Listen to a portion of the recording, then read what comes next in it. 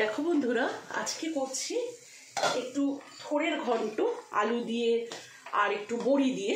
তো সেই জন্য দেখো আমি প্রথমে একটু পাঁচফোড়ন, একটু তেজপাতা দিয়ে আর একটুখানি কাঁচা লঙ্কা কুচি দিয়ে আমি এরকম করে কিন্তু থোড়টাকে নুন মিষ্টি আন্দাজ মতো দিয়ে আমি কিন্তু থোড়টাকে ভাজতে বসিয়ে দিয়েছি।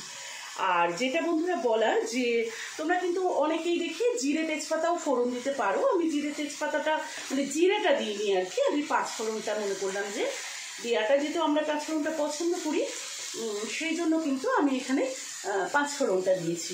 তো দেখো এইভাবে নুন চিনি দিয়ে আমি ঢাকা চাপা দিয়ে দিয়ে এই জিনিসটাকে ভাজবো।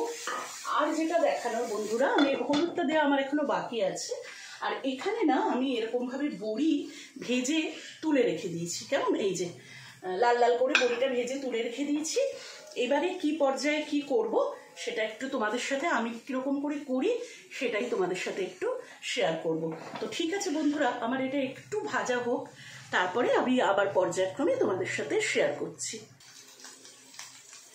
দেখো বন্ধুরা, এটা আমার হালকা করে ভাজা হয়ে গেছে। এখানে কিন্তু তোমরা চাইলে ওই আলুটাকে আগেও ভেজে রেখে নিতে পারো, তো আমি আর অত করিনি, একের সাথেই ভেজে নিয়েছি, ঘরোয়া রান্না। আর দেখো এখানে যে আমি মশলাটা ব্যবহার করছি, মশলাটা আমি দিয়ে বলছি কি মশলা ব্যবহার করেছি। আমি এই মশলাটার মধ্যে একটু জিরে বাটা, একটু আদা বাটা, একটুখানি ধনে বাটা, একটু সামান্য লঙ্কা গুঁড়ো, আর কিন্তু আমি একটু হলুদ গুঁড়ো এই দিয়েছি। এবার কেউ টমেটো চাইলে দিতেই পারো।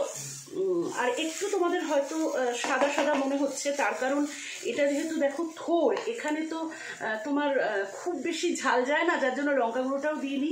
আর টমেটোটা যেহেতু আমরা কম খাই বাড়িতে, তোমরা যদি কেউ পছন্দ করো তোমাদের সেটা নিজেদের অভিপ্রায়, তোমরা টমেটো দিতেই পারো। দেখো এবারে আমি এটা ভালো করে কষতে থাকবো।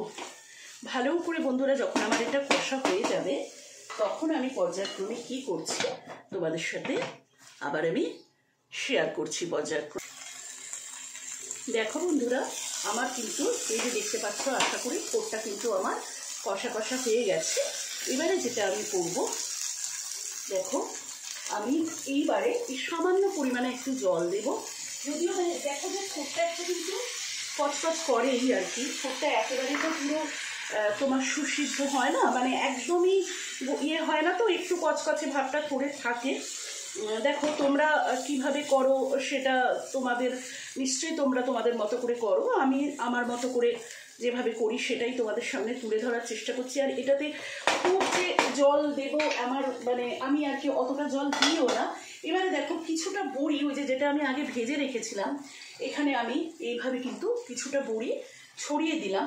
আর যেটা আমি করব পরবর্তীতে, যখন আমার পুরো আলুটা একদম, এরপরে আমি যেটা করব সিম করে দেবো, হ্যাঁ গ্যাসটা একদম কমিয়ে দেওয়ার পরে যেটা করব, যখন আমার লাস্ট পর্যায়ে থোড়টা একদম রেডি হয়ে যাবে, আলু মোটামুটি ভাজতে ভাজতে সেদ্ধ হয়ে গেছে, তখন কিন্তু আবার আমি কি করব, একটু বড়ি কিন্তু ওপর থেকে ভেঙে ভেঙে ছড়িয়ে দেব, কেমন। তো সেক্ষেত্রে যেটা বলার, যে দেখো এই তোমার নুন চিনি তো আমি তোমাদেরকে যেমনটা বলেছি যে আমি কিন্তু আগেই নুন চিনি সমস্তটাই দিয়ে দিয়েছি, কাজে নুন চিনি দেওয়ার ব্যাপারটা আমার তো আর নেই।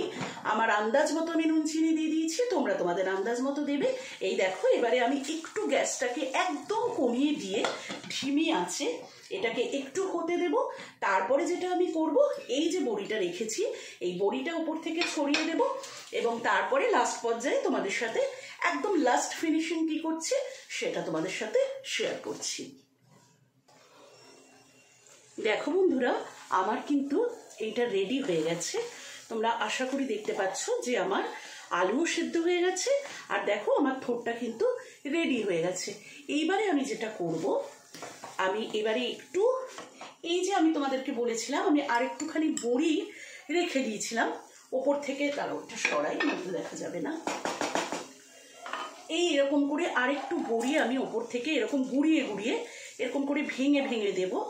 আর যেটা করব, আমি হাতটা স্লিপ করে যাচ্ছে, বড়িগুলো কি বলতো ভাজলে একটু শক্ত হয়ে যায়, তো এই দেখো আমি এই খুন্তি দিয়ে দিয়ে একটু ঘেটে দেব। এরকম করে আমি ওপর থেকে আবার আমি একটু বড়ি ওই গুঁড়ো করে একটু ছড়িয়ে দিলাম।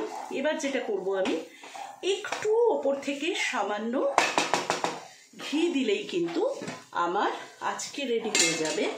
এই দেখো, এবারে আমি একটু ঘি, সামান্য ঘি এতটা এই আমি একটু ছড়িয়ে দিলাম। কেন দেখো নিরামিষ রান্না তো, এগুলো একটু ঘি বা একটু তেলের কার্পণ্য করলে রান্নাগুলো ঠিক জমে না। যেহেতু দেখো মাছের রান্নাতে অত কিছু দিতে হয় না, কিন্তু নিরামিষ একেবারে রান্না, যেহেতু একেবারেই নিরামিষ রান্না। আর বলেছি তোমাদের বারে বারে যে আমাদের বাড়িতে মাছ খায় না বলে আমার বর বা মেয়ে, সেই জন্য পুরোই প্রিপারেশন আমাকে নিরামিষ করতে হয়। এর মধ্যে দেখো যারা চিংড়ি মাছ দাও তাদের তো এইসব ঘিটি না দিলেও চলে, চিংড়ি মাছের এমনিই কত স্বাদ আমরা জানি। কিন্তু আমার যেহেতু টোটালি নিরামিষের পদ, সেই জন্য কিন্তু আমি একটুখানি ঘি ওপর থেকে ছড়িয়ে দিই। তো যাই হোক বন্ধুরা, তুলে আর আমি সার্ভ করছি না, বাটি থেকে সার্ভ করার প্রয়োজন আছে, একটুখানি না হয় তুলেই দিই। ঠিক আছে, দেখো আমার কিন্তু রেডি হয়ে গেল আজকে থোড়ের ঘন্ট। হ্যাঁ, এর মধ্যে এবারে তোমরা যারা ধনেপাতা দাও, এই দেখো এই যে রেডি হয়ে গেল কিন্তু আমার থোড়ের ঘন্ট বা থোড়ের তরকারি, যে যেরকম বলো।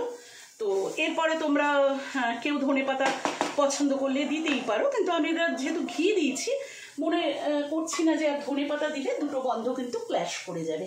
তো ঠিক আছে, চলো তাহলে আজকে আমি ভিডিওটা এইখানেই রাখছি বন্ধুরা। সবাই খুব ভালো থেকো যে যেখানে আছো, আর সকলকে সারাটা দিনের অনেক শুভেচ্ছা জানালাম। একটু দুপুরের দিকে আমি এটা পোস্ট করব। তোমরা সকলে খুব ভালো থেকো। প্লিজ আমার রান্না বা আমার ভিডিও ভালো লাগলে একটু লাইক শেয়ার কমেন্ট করো, তাহলে আমি সত্যিই আমার খুব ভালো লাগবে। এটুকুই তোমাদের কাছে আমার আবদার। তো চলো, টাটা, বাই।